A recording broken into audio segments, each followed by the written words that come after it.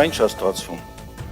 Դուք չեք կարողանում ձեր մարդկանց ապահովեք։ Երևանի ավականու նիստում կրքերը լարվել են, երբ Մայր Հայաստան խմբակցության անդամները արձագանքել են հանրային ձայնի ներկայացուցչի ելույթին։ Իրավիճակը փորձել է հանդարտեցնել քաղաքապետ Տիգրան Ավինյանը, սակայն նրա խոսելու ձևից իրավիճակն ավելի է լարվել։ Շատ եք լոճվում, պարոն Իսկանդարյան,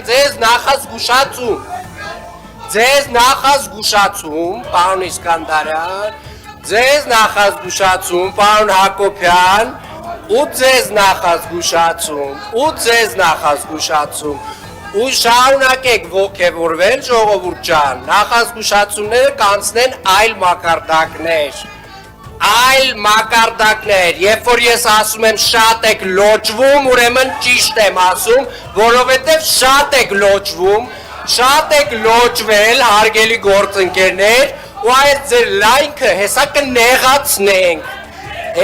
կնեղացնենք, որովհետև դուք ձեր լեզվի այս ելևեջները, դուք մեկ-մեկ արդեն ոնց որ իրականում խառնում եք, մեր համեստությունը, մեր հանգստությունը,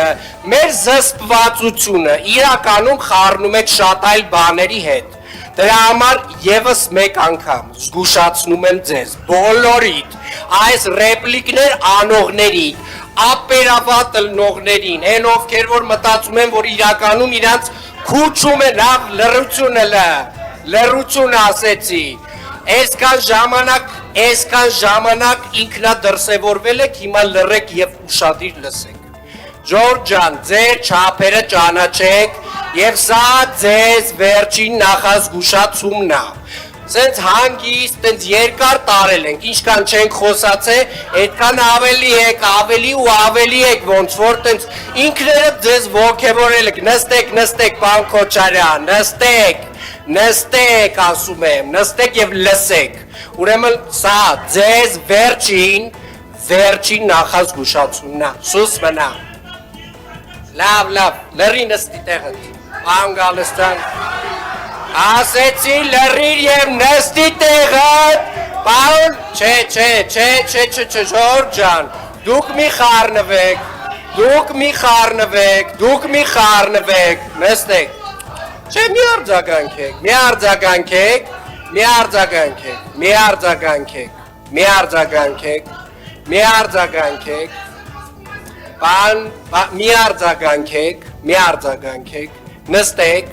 նստեք, վերջ։ Երևանում ուղևորների 20%-ը չի վճարում տրանսպորտից օգտվելիս և մայրաքաղաքը կառավարող իշխանական խմբակցությունը ցանկանում է հասարակական կարգի պահպանման ծառայության համար նոր հաստիքներ ավելացնել, քանի որ ըստ ՔՊԱ-ական ավականու ուղևորցը վճարող ուղևորները դժգոհում են անհավասարությունից։ Ըստ վիճակագրության չեն վճարում դպրոցականներն ու արտասահմանցիները։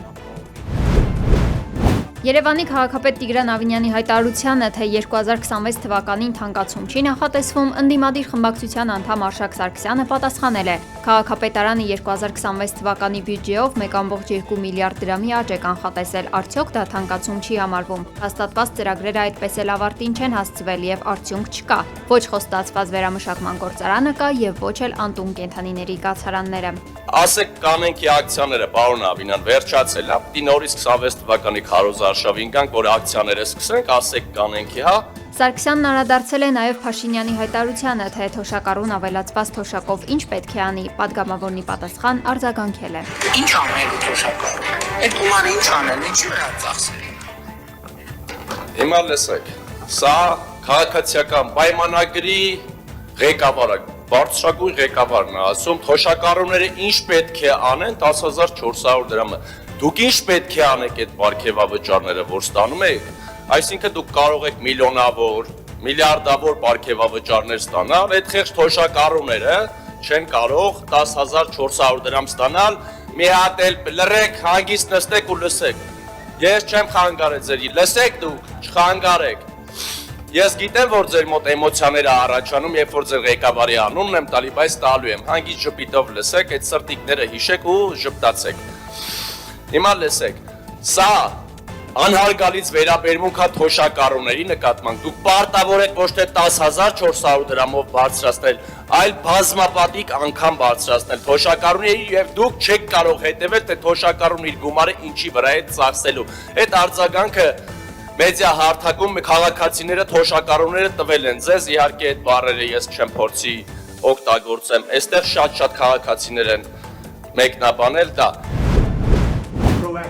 Հայաստանում ԱՄՆ դեսպանատունը անուղղակի հաստատել է ամերիկյան պարբերականների տեղեկությունները, որ նախագահ Թրամփը հետ է կանչել դեսպան Քրիստինա Քվինին։ Դեսպանատունը հայտարարել է, որ դեսպանը Հայաստանում առաքելությունը կավարտի հունվարի կեսին, ԱՄՆ քաղաքականությունը Հայաստանում փոփոխության չի ենթարկվի։ ԱՄՆ-ն ակնկալում է տեսնել Հայաստանի հետ ռազմավարական գործընկերության հետագա զարգացումը, ինչպես նաև օգոստոսի 8-ին Վաշինգտոնում ստորագրված երկկողմ համաձայնագրերի իրականացումը, նշվում է Երևանում ամերիկյան դեսպանատան հաղորդագրությունում։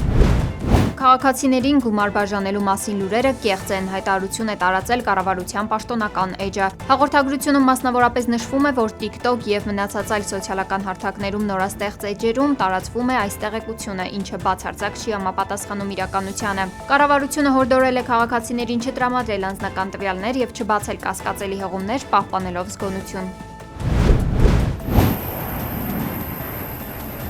Turkish Airlines ավիաընկերությունը հաջորդ տարվանից կանոնավոր չվերթներ կիրականացնի Ստամբուլից Երևան։ Այս մասին X-ում գրել է Հայաստանի հետ հարաբերությունների կարգավորման հարցով Թուրքիայի հատուկ ներկայացուցիչ Սերդար Քլչը։ Նրա խոսքով ավիաընկերությունը 2026 թվականի մարտի 11-ից կսկսի ամենօրյա կանոնավոր չվերթները Ստամբուլ-Երևան Ստամբուլ երթուղով։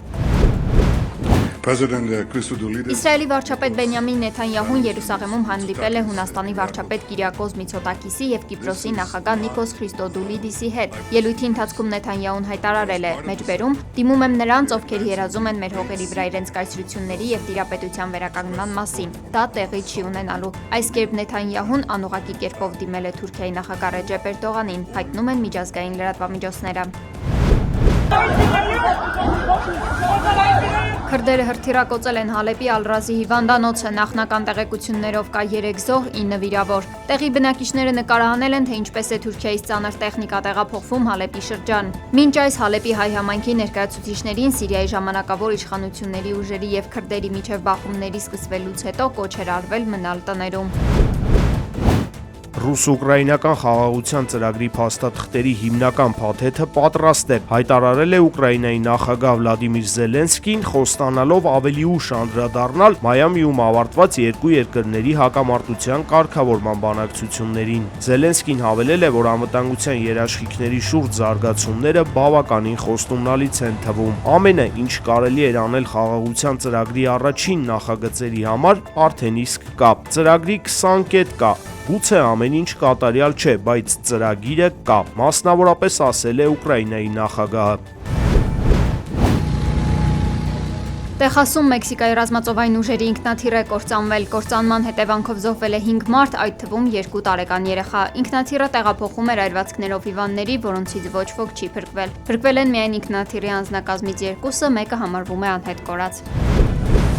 Դանիային պատկանող Գրենլանդիայում Դոնալդ Թրամփը ԱՄՆ հատուկ բանագնաց է նշանակել Լուիզիանայի նահանգապետ Ջեֆ Լենդրիին։ Նախագահի պաշտոնը ստանձնելու հաջորդ օրվանից Թրամփը հայտարարել է իր վարչակազմի նկրտումների մասին կղզու նկատմամբ, ասելով, որ այն Միացյալ Նահանգներին անհրաժեշտ է ազգային անվտանգության համար։ Դանիայի կառավարությանը Թրամփի քայլը հերթական անգամ նյարդայնացրել է։ Այդ երկրի արտգործնախարարը ասել է. «Մեջբերում ես վշտացած եմ նրա հայտարարություններից, որոնք մենք համարում ենք բացարձակապես անընդունելի»։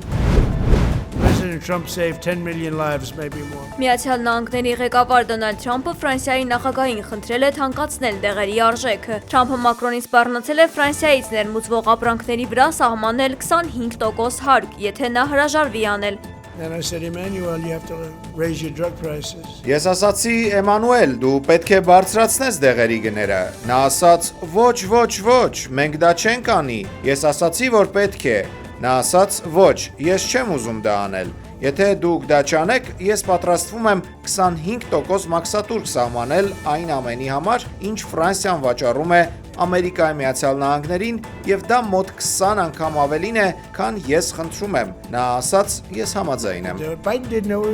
Անդրադառնալով ռուս-ուկրաինական հակամարտությանը, ԱՄՆ նախագահը հայտարարել է, որ բոլորը հոգնել են այդ թեմայից, սակայն բանակցությունները լավ են ընթանում։ Ես կցանկանայի, որ պատերազմը ավարտվեր, ասել է Թրամփը։ 74 տարեկան հասակում մահացել է բրիտանացի երգիչ եւ գիտարահար Քրիս Ռինը, այս մասին հայտարարել է նրա ընտանիքը։ Երգիչը երկար տարիներ պայքարել է տարբեր հիվանդությունների դեմ, ի վերջո մահացել շաքարախտի հետևանքով։ Ռինը հանրությանն առավել հայտնի է դարձել 1990-ականներին իր The Road to the Hell երգով։ Կալիֆոռնիայում ողբերգական ավտովթարից մահացել է հայտնի Call of Duty տեսախաղերի շարքի համահեղինակ Վիզ Զամպելան։ Համացանցում տարածվել է տեսանյութ, որտեղ երևում է Զամպելայի մեծ արագությամբ սլացող մեքենան։ Վթարից հետո մեքենայում հրդեհ է բռնկվել, հայտնի խաղի համահեղինակը եւ ուղևորը տեղում մահացել են։ Լուրը հաստատել է Electronic Arts-ը, որին պատկանում են Զամպելայի մշակած տեսախաղերը։